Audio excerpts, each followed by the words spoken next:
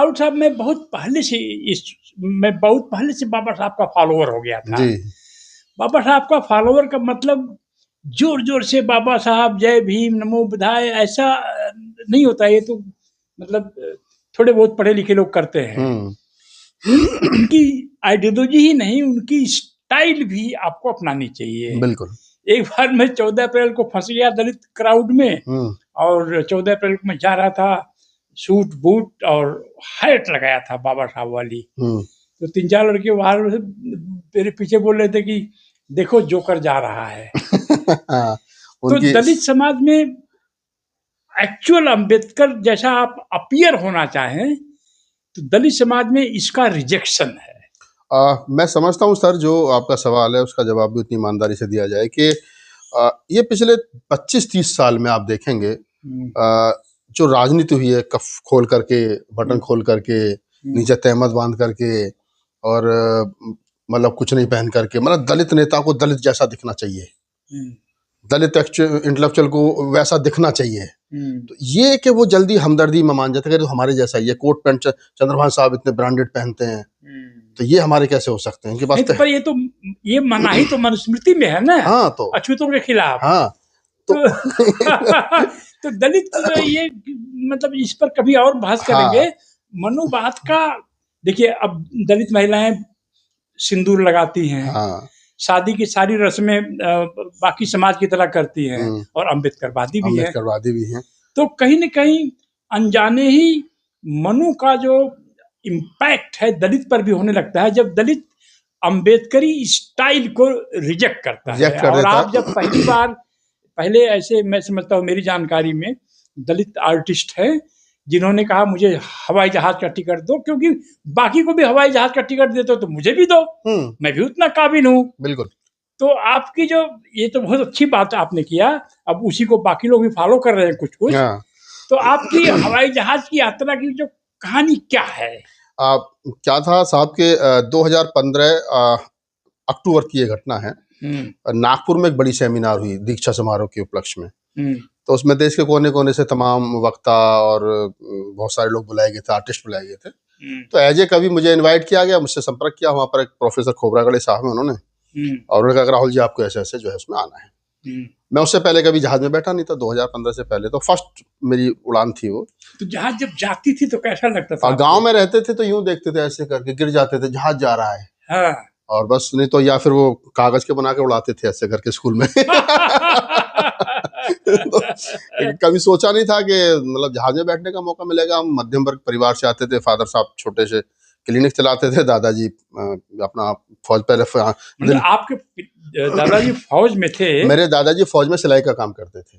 जो भी थे फौज के थे, फौज की यूनिफॉर्म पहनते होंगे। तो आपका आधार मजबूत है। नहीं, दादाजी मेरे फौज में है, दिल्ली कैंट में। दिल्ली कैंट में जो फौजियों के वो हैं, वहाँ पे सिलाई का काम करते थे। यहाँ से जाने के बाद फिर गांव में बुलंदशहर में सिलाई का काम करने लगे। फादर साहब मेरे डॉक्टर थे। तो मतलब एक किसान परिवार था, तो कोई दिक्कत नहीं थी, पैसे देने की कोई दिक्कत नहीं है। ये कहा कि बहुत ज्यादा गरीबी थी, बहुत ज्यादा अमीरी थी, एक मिडिल क्लास जो फैमिली थी। लेकिन हम कभी ये सपना नहीं देख सकते थे कि हम हवाई जहाज में उड़ेंगे या कोई हम क्यों उड़ेंगे, हमें क्यों बुलाएगा, हमारे अंदर कोई। लेकिन जब मैं as a artist, as a कवि स्थापित हुआ, तो पहली बार 2015 में, अक्टूबर 2015 में मुझे हवाई जहाज की टिकट उन्होंने, जो मैंने कहा कि मैं बाकी लोग कैसे आ रहे हैं, वो दिल्ली से जा रहे हैं, वो कैसे जा रहे हैं, वो वहां से क्या जहाज से, कि आपको, मैं कहा नहीं, मैं भी जहाज से जाऊंगा। अच्छा, तो मैंने मैंने कहा, मैं नहीं, मैं भी जहाज से जाऊंगा। तो उन्होंने फिर मेरी आने जाने की टिकट जो है हवाई जहाज की भेजी। तो मैं, जो लोग हवाई जहाज में मुझसे पूर्व में जा चुके थे, उड़ चुके थे, जो लगातार चलते थे, एक बहुत भिक्षु है थीरो ज्योति, मैंने उनसे किया, भंते जी कैसे बैठते हैं, कैसे सामान कितना जाता है। डर भी था अंदर से, क्योंकि हम तो कभी ढंग से मतलब नजदीक से जहाज नहीं देखा, बैठने की बात बहुत बहुत दूर तो हवाई जहाज उड़ता हुआ देखा था। तो मुझे सुबह की मेरी फ्लाइट थी करीब 7, सवा 7 की। तो किसी ने कहा कि नहीं, छूट जाएगी, 3 बजे निकलना, 2 बजे निकलना। तो साहब मैं रात को ही बैग लेके चला गया। तो ये मौका हाथ से नहीं चूक जाए, अन्यथा वो ये कहेंगे कि जब बैठना नहीं आता था चलने, तो फिर टिकट क्यों मांगी। एक तो ये भी था, डर भी था। तो मैं बैग पैक करके रात को ही, जो है वो हल्की हल्की सर्दी होती है अक्टूबर में, तो मैं पहुंच गया वहाँ। तो देखा तो कहाँ से 3 नंबर टर्मिनल से है, तो वहाँ अंदर पहुंचे, ये दिखाओ। टर्मिनल कैसा लगा आपको देख? टर्मिनल बाहर से मतलब अद्भुत, पिक्चरों में देखते थे हीरो हीरोइन आ रहे हैं, जा रहे हैं, और या फिर सोशल मीडिया पे जब थोड़ा हल्का हल्का सा ट्रेंड था, तो देखते थे हीरो हीरोइन आ रहे हैं, कैसे कैसे क्या होता है, तो वो सारी चीजें वहाँ लगा के हम कुछ, पहली बार मुझे लगा कि मैं भी कुछ हूँ, मैं कुछ हूँ। तो उस क्लास को बिलोंग करता हूँ। हाँ, उस क्लास को बिलोंग करता हूँ कि जो मतलब मैं शायद पहला, अपनी उम्र का क्या, मुझसे पहले वाले भी शायद कविता सुनाने के लिए तो कोई जहाज में नहीं गया था। कविता सुनाने के लिए तो किसी को कभी को जहाज में नहीं बुलाया, और ना किसी को मेरे आने जाने की टिकट फिर 50,000 रुपये मुझे लिफाफे में रख करके दिए। तो शायद मुझसे पहले किसी को मिले हों। मेरे बाद में एक दो बच्चे हैं। बोर्डिंग पास कैसे लिया आपने? तो बोर्डिंग पास का पता नहीं होता था। अच्छा, इंग्लिश अभी भी मेरी बहुत अच्छी नहीं है, पहले तो बिल्कुल ही गई गुजरी थी। तो उसने कहा कि वो टिकट था मेरे हाथ में और आधार कार्ड की फोटो थी, फोटो कॉपी थी। तो उसने कहा जी फोटो कॉपी करा के लाओ, कलर्ड। तो बराबर में लगा हुआ था वो फोटो कॉपी की मशीन। तो एक लड़की बैठी थी वहां पे, तो उसने मुझसे पूछा बोथ साइड। तो मेरी समझ में नहीं आया, मैं ये क्या है बोथ साइड। तो मैंने हाँ कर दिया, मैं कहा हाँ ठीक है ओके। बाद में पता चला कि दोनों साइड की करनी है। तो बोथ साइड का मतलब दोनों तरफ की करनी है। तो मैं कहा यस। वहां से निकल वो अंदर गए, चेक कराया, फिर वो बोर्डिंग पास के लिए मैंने देखा ये लोग यहाँ क्यों लगे, टिकट मेरे पास है, सब कुछ है, आधार है, तो ये लोग क्यों लगे यहाँ लाइन में, फिर अपना अपना लगेज लेके, अपना अपना सूटकेस लेकर के। तो मुझसे आगे जो थे, मैंने उनसे पूछा कि ये क्या हो रहा है यहाँ पे। तो उन्होंने बताया मुझे कि ये बोर्डिंग पास बनेगा। बोर्डिंग पास क्या होता है ये मतलब दिमाग में था। खैर एक सवा आधा पौना घंटे में नंबर आया, और वो फिर क्या नाम है, लगेज उन्होंने बांधा, जमा कर लिया, और मुझे एक बोर्डिंग पास दे दिया। और वो लेकर के फिर मैं अंदर गया, चेकिंग हुई, तो मैंने देखा कि लोग बेल्ट निकाल रहे हैं। नहीं, बैग के बारे में भी कुछ कहा था ना उसने? हाँ, तो उसने कहा कि ये तो छोटा बैग है, इसको तो आप साथ ही ले जा सकते हो, इसको यहाँ जमा क्यों कर रहे हो। तो 7.5 किलो तक तो अंदर जा सकता है फ्लाइट में। तो फिर मैं वो लेके चला गया। तो फिर वहां पे हम जो है अंदर गए, जहाँ पे चेकिंग होती है। तो मैंने देखा सिक्योरिटी क्लियरेंस पे देखा, तो वो बेल्ट निकाल रहा है। बेल्ट क्यों निकाल रहे हैं, घड़ी खोल रहे हैं, फिर वो पर्स निकाल रहे हैं, वो सारा एक टोकरी में रख रहे हैं, फिर सामान चेक हो रहा है। बहरहाल मैं उस प्रक्रिया से गुजरा। तो यहाँ तक तो चलो ठीक था भाई, इसके हिसाब से। जहाँ मैं अंदर जाकर के सब लोग बैठे थे, मैं वहां बैठ गया, और वहां ना तो सर कहीं जहाज दिखाई दे रहा है और ना वहाँ मॉल है, विस्की की मतलब है, रेस्टोरेंट है, शॉपिंग मॉल टाइप है, कहीं लोग कपड़े खरीद रहे हैं, कहीं कुछ खरीद। मैं वहाँ खड़े होकर के देख रहा हूँ कि जब सब लोग यहाँ आ गए तो जहाज कहाँ है, यहाँ से जाना कैसे है। और मैं बड़ा असमंजस में हूँ, क्या है। फिर मैंने एक पूछने में भी थोड़ी सी शर्म सी आ रही थी। फिर मैंने पूछा, मैंने कहा भाई जी ये मैं ऐसे फर्स्ट टाइम मेरी पहली उड़ान है, तो अब यहाँ से आगे क्या करना है। तो बोले आपको बोर्डिंग पास मिला होगा। मैंने कहा हाँ ये रहा। तो उसमें फिर बताया उसने कि गेट नंबर इतना पे आप जाइए और आपको वहाँ पर आपकी फ्लाइट मिलेगी। तो शायद 23 कुछ ऐसा रहा था गेट नंबर। मैं गया वहाँ, और जाने के बाद में फिर वहाँ मैंने दूर से जहाज मुझे दिखाई दिया। फिर मैं सो गया रात को, क्योंकि जब तक मेरे हिसाब से 12-1 बज गए थे, सुबह की फ्लाइट थी। और सुबह को फिर मैं इतनी गहरी नींद में सो गया कि आवाज़ लग रही थी कि मिस्टर राहुल नागपाल जो फ्लाइट छूटने वाली है। फिर मेरी आँख खुली, मैं जल्दी जल्दी निकला, भागा बैग उठा के। फिर तब मैं पहली बार जब जहाज में बैठा, तो आपको ये भी लगा होगा कि आपका नाम अंग्रेजी में बुलाया जा रहा है। हाँ, मिस्टर राहुल नागपाल। तो वो रहा। फिर जहाज में जब बैठने के लिए गए, तो बस लेकर के जहाज तक गई। फिर जहाज में सीढ़ियों से ऊपर अंदर बैठे, एयर होस्टेस ने बैठाया, ये आपकी सीट है। तो हाँ, एक मजे की बात और बताऊं कि जहाज में क्या होता है कि दोनों तरफ वो सीट नंबर एक ही होता है, 11-11। फिर ABCD के हिसाब से वो होता है। तो मैंने सोचा ये मेरी सीट पे क्यों बैठा है, मुझे ये पता नहीं कि दूसरी तरफ भी वो है। तो मैंने कहा ये तो सीट मेरी है। बोले नहीं दिखाइए। तो उसने बताया कि ये वाली आपकी ई। तो ऐसे करके फिर पता चला कि ऐसे ये इसमें ये होता है। फिर बाद में जब बैठे, फिर सीट बेल्ट बांधो। ये तो पहली बार जहाज में जब मैं बैठा, और जब जहाज ने रनवे पे दौड़ना शुरू किया, तो मेरी आंखों में आंसू थे साहब। और वो सिर्फ इसलिए कि मैं कहाँ एक नन्हा सा बाबा साहब के मूवमेंट पर कविताएं लिखने वाला आदमी, और कोई ज़्यादा मतलब मैं बहुत ज़्यादा किसी यूनिवर्सिटी से टॉपर नहीं हूँ, कुछ नहीं हूँ। और समाज ने बाबा साहब की कविताओं को लिखने का ये नाम मिला कि मैं पहली बार जहाज में बैठने का मुझे मौका जो कविता के माध्यम से मिला। शायद मैं कविता नहीं लिख रहा होता, मैं भी कहीं 4th क्लास का कर्मचारी होता, मैं भी कहीं 2nd क्लास का ग्रुप D का कर्मचारी C का होता, तो मैं कहाँ जहाज में उड़ पाता, कहाँ मैं सोच पाता, कहाँ ये दुनियादारी देख पाता, और कहाँ मैं ऐसे ऐसे प्रोफेसर डॉक्टर्स के बीच में बैठ करके अपनी कविताएं सुना पाता, IAS स्पीचेस को सुना पाता। तो जब वो जहाज उड़ा और जब मैं जहाज से नीचे उतरा, पूरा डर भी था कि मतलब पहली बार जहाज में है। गिर न जाए। हाँ, कहीं गिर ना जाए, इतनी ऊंचाई पे है, गिर ना जाए। और फिर दिल की धड़कनें बढ़ रही थी, कान गुम हो गए ऊपर जाने के बाद में जब। तो अगल बगल में लोगों को देख रहे थे आप? हाँ, देख रहे थे लोगों को, लोग बातचीत कर रहे थे, जो लोग जाते रहते हैं वो उनके लिए सब नॉर्मल थी, कोई ऐसी बात थी नहीं। लेकिन मैं अंदर से डर रहा था और मैं अपने आप को ये भी दिखा रहा था कि मैं डर नहीं रहा हूँ। तो एयर होस्टेस से कहीं उसको आपने डॉक्टर तो नहीं समझ लिया? नहीं नहीं, एयर होस्टेस को मैंने देखा, वो जब वो ट्रॉली लेकर के आती हैं, कोल्ड ड्रिंक, पानी, कॉफी ये सब देती हैं, तो मैं सोच रहा ये क्या पैसों में कैसे है। तो मैंने हिम्मत सी करके एयर होस्टेस से पूछा कि ये कॉफी जो है कितने की है? तो पता नहीं 282 ऐसे कुछ उन्होंने बताया, 200-300 के आसपास। तो बहुत महंगी उस समय, 10 साल पहले। तो मैं कहा फ्री में क्या है आपके पास? बोली पानी मिलेगा। तो मैंने उसने फिर मुझे एक कप पानी उसमें दिया, पेपर के गिलास में। फिर मैंने पिया। फिर मैंने हिम्मत सी करके सोचा कि मैं हवाई जहाज में बैठ ही गया हूं तो एक बार टॉयलेट करके तो देख ही लूं।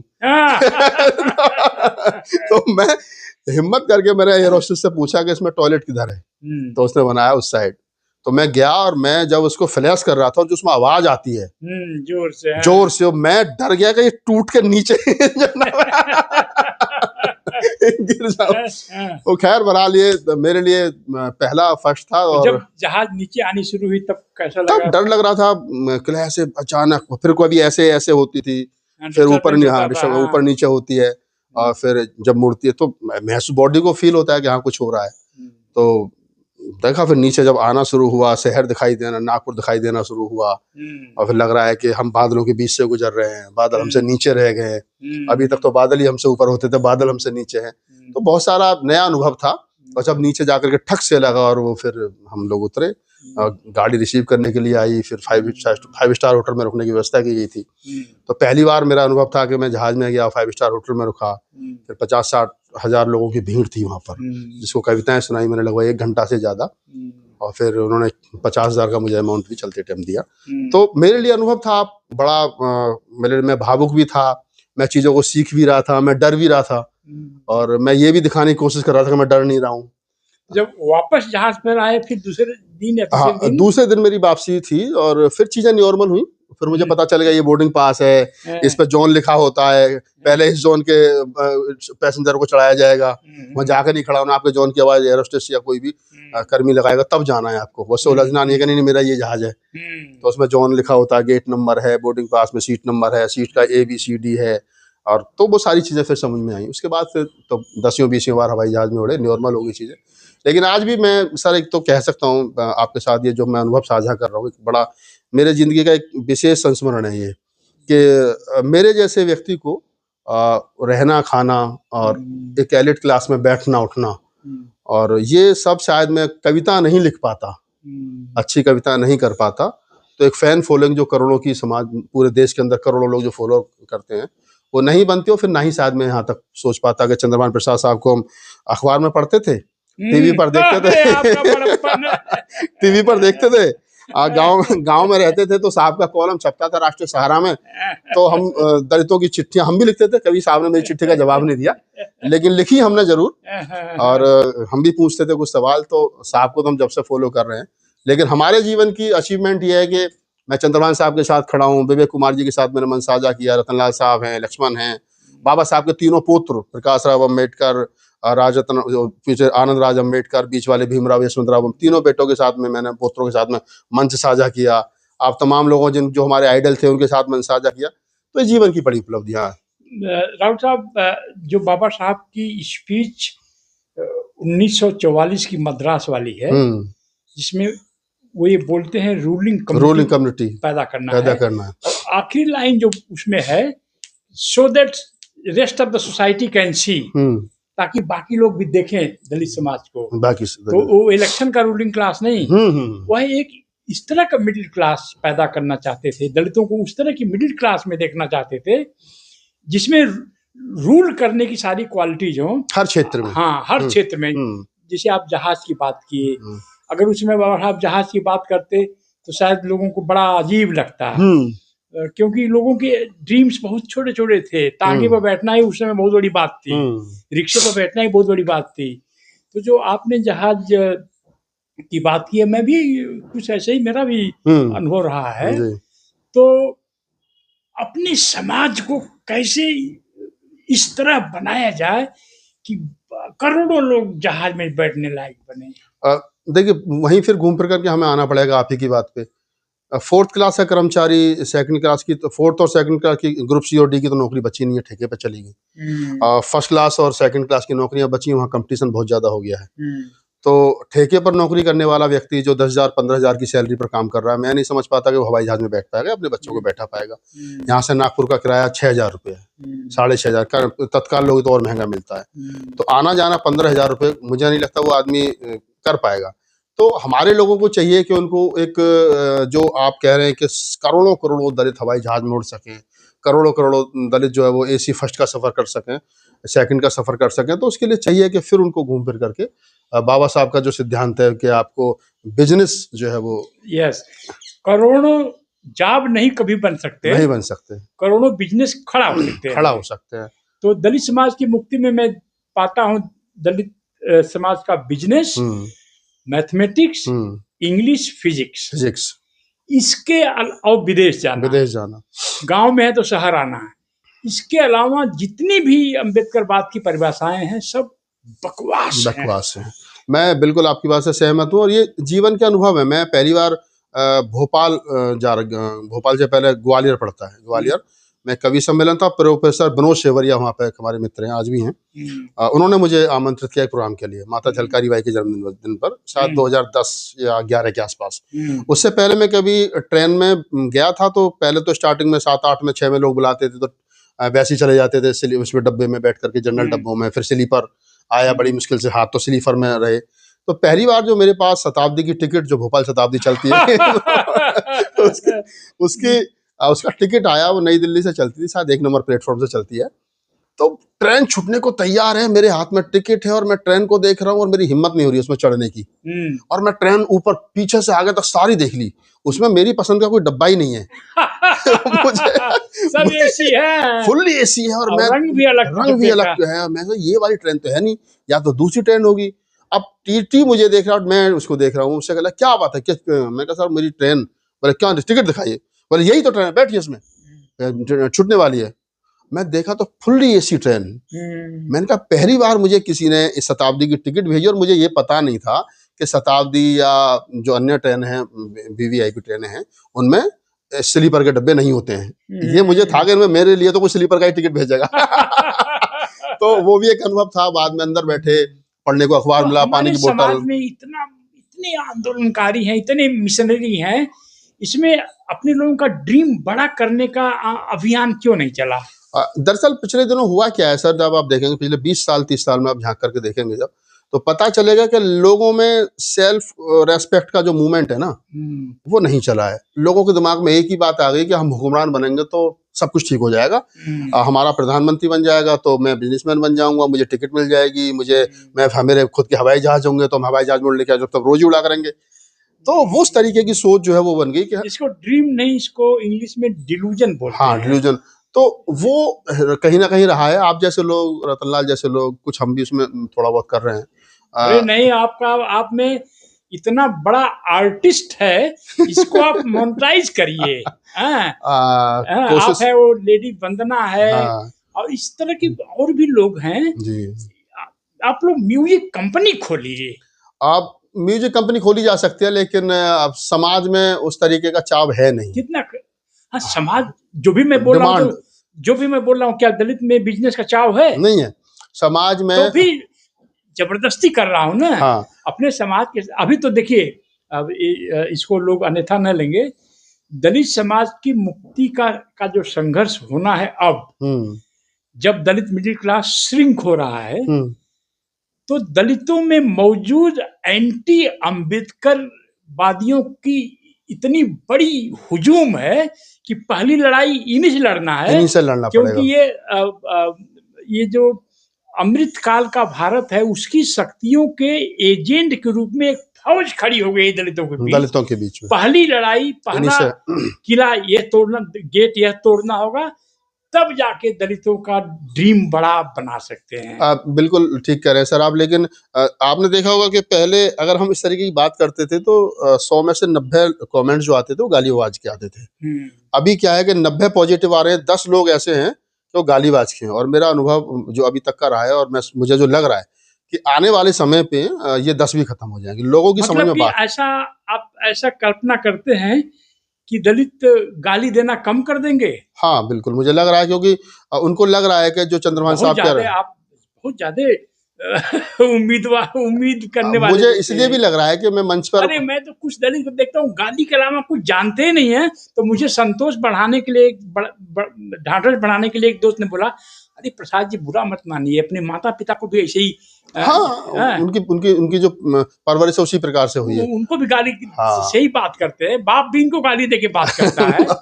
उन लोगों से उम्मीद भी क्या कर सकते हो। लेकिन हाँ मुझे लग रहा है कि आने वाले 10 साल, हम आज 25 में बात कर रहे हैं, 35 तक हम भी रहेंगे, आप भी रहेंगे, और 35 तक देखेंगे कि हालात बदलेंगे। जो जो लोग चंद्रभान साहब को या हमें या रतनलाल जी को गालियां दे रहे हैं, 10 साल के बाद में ढूंढ करके हार फैलेगा यही समाज के। आप लोग अरे ठीक थे। बोलते हैं कांग्रेसी हैं ये सब। हाँ अरे अमृत काल है, कांग्रेस काल है, इसमें से चुनना है किसी सेंसिबल दलित को तो क्या चुनना चाहिए? नहीं सर, उससे भी आगे की हम अगर बात कर लें तो जब लड़ाई 2 हिस्सों में बट गई हो, एक तरफ संविधान को खत्म करके मनुस्मृति लागू करने वाले लोग हैं, और एक तरफ दूसरी जो फौज है वो संविधान को बचाने वालों की है। तो आपके जैसे, मेरे जैसे, रतनलाल जैसे तमाम जो 10-20 लोग देश भर में घूम रहे हैं, हमें कहाँ होना चाहिए बाबा साहब के मानने वालों को? संविधान बचाने वालों के साथ में या संविधान खत्म करने वाले? इतनी सी बात है। संविधान बचाने की बात राहुल गांधी, कांग्रेस और अन्य विपक्ष दल कर रहा है, तो हमारी बात, उनकी आवाज एक है, और मोदी जी नहीं करे तो उनके साथ नहीं है। और मैं तो ये जितने गालीबाज लोग हैं, मैं से एक बात और कहता हूँ कि आप कांग्रेस को गाली दे रहे हो, अच्छी बात है, तो शायद हो सकता है कांग्रेस ने आपको गाली देने लायक बना दिया है। कांग्रेस को गाली दे कोई बात नहीं है, हाँ, सही गाली इस लायक तो बनाया क्या कांग्रेस? लेकिन कांग्रेस के काल में जो लोग नौकरियां पाए, कुछ तो मैं जानता हूँ प्रोफेसर बन गए, और वो सोचते हैं कि कांग्रेस के समय में मैं प्रोफेसर बन गया, मेरे साथ धोखा हुआ है। हाँ नहीं, मैं तो कहता हूँ कि जिन लोगों को लगता है कि धोखा हुआ, वो जिनको पेंशन मिली है पेंशन वापस करें, नहीं चाहिए सिस्टम है ऐसा। हाँ ऐसा होना चाहिए कि भाई मैं कांग्रेस के राज में मुझे नौकरी मिली थी और ये पेंशन मिली, मुझे नहीं चाहिए कांग्रेस के राज की मेरी पेंशन, ले जाओ। चले इसी बात पर दलित समाज की कहानी बहुत ही मतलब, तो आप कृपया इस चंद्रभान प्रसाद ऑफिशियल पर हर सप्ताह एक कविता जरूर पढ़िए। चलिए मैं कोशिश करूंगा कि समय निकाल के साहब की आवाज पे हम लोग आए, और यहाँ पर एक रचना, नहीं मैं आपके आवाज पर आ जाया करूंगा, कोई दिक्कत नहीं है, इधर ये हम मिलते रहें, और हम एक रचना, जो भी मैं किताब, जो मेरी तमन्नाओं में तमन्ना है, हम उसको अभी दोबारा, मेरा काम चल रहा है उस पर 10 दिन से। पहले मेरी कविता थी, काव्य संग्रह था, जिसका नाम था तमन्नाओं में तमन्ना। अभी मैं उसमें से कुछ रचना, उसकी कुछ अभी जो नई रचनाएं आई हैं, लगभग 40-45 कविताएं, तो हमने नाम दिया है किताब का मैं और मेरी कविताएं। तो उसमें मेरे जीवन के अनुभव प्लस मेरी कविता और मेरा सफर, आंदोलन की कविता है। आपने जरूर सुनी होगी क्योंकि आप जेएनयू में पढ़े हैं, और मैं उसकी 2 पंक्तियां 4 पंक्तियां गुनगुना देता हूँ कि तू जिंदा है तो जिंदगी की जीत में यकीन कर, है कहीं पे स्वर्ग तो उतार ला जमीन पर, तू जिंदा है। गम के ये 4 दिन, सितम के ये 4 दिन, ये दिन भी जाएंगे, गुजर गुजर गए 1000 दिन, कभी तो होगी इस चमन पर बहार की नजर, तो जिंदा है तो जिंदगी की जीत पे यकीन करे। शैलेंद्र का आंदोलन का गीत है, और मुझे खुशी है कि चमार जाति में पैदा हुए शैलेंद्र का ये गीत देश के हजारों स्कूलों में प्रेयर के रूप में गाया जाता है। तो ये बड़ी बात है, समाज को भी पता होना चाहिए। तो अजय साहब ने कहा कि अगली बार एक बिल्कुल, असल में समाज में आखिर इग्नोरेंस की बहुत अच्छी मार्केट है, हाँ, और नॉलेज की मार्केट बहुत सिकुड़ी सी है। सीखना नहीं चाह रही आने वाली जनरेशन। वो राहुल नागपाल बनना तो चाह रही है, चंद्रभान प्रसाद बनना तो चाह रही है, लेकिन उनको ये नहीं पता है कि राहुल नागपाल ने यहाँ तक पहुँचने के लिए कितने गुरुओं के पैरों में बैठ करके रात गुजारी है कवि सम्मेलनों के लिए, कहाँ कहाँ से सीखा है। और हम तो कहता हूँ कि सबका उधार है, सबका आभार है। Thank you. जय भीम, जय भारत।